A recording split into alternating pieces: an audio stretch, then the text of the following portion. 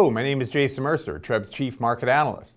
We're well into the spring market with April and May behind us, and by all accounts, we are starting to see a pickup in home sales relative to 2018. But let's jump right in and discuss in more detail.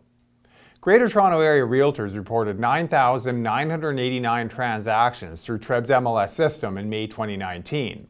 And while this result represented a substantial increase of 18.9% over the 15-year low in May, it should also be noted that the result was still below the average for month of May sales for the previous 10 years, which stands at almost 10,300.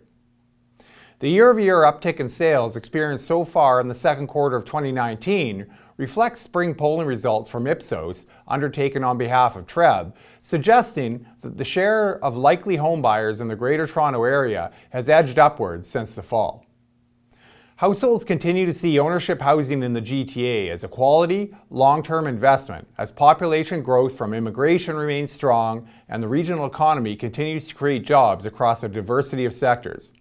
However, sales activity continues to be below the longer-term norm, as potential home buyers come to terms with the OSFI mortgage stress test and the fact that listings continue to be constrained relative to sales. Turning to listings now, the number of new listings entered into TREB's MLS system in May 2019 was up only slightly compared to May 2018, increasing by 0.8% to 19,386. Year-over-year growth in new listings was far outstripped by year-over-year growth in sales. This means that market conditions continue to tighten in favor of sellers. Tighter market conditions obviously have a positive impact on price growth. With this in mind, let's turn to price. The MLS Home Price Index composite benchmark price was up by 3.1% on a year-over-year basis in May. The average selling price for all home types combined was up by a similar 3.6% to $838,540. Price growth was driven by the condominium apartment and townhouse market segments. Currently, we are experiencing annual rates of price growth above the rate of inflation, but in the single digits. If, however, we continue to see growth in sales outstrip growth in new listings, price growth will accelerate.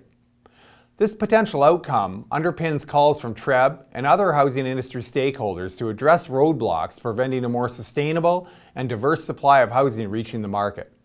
Many households are not comfortable listing their homes for sale because they feel that there are no housing options available to better meet their needs.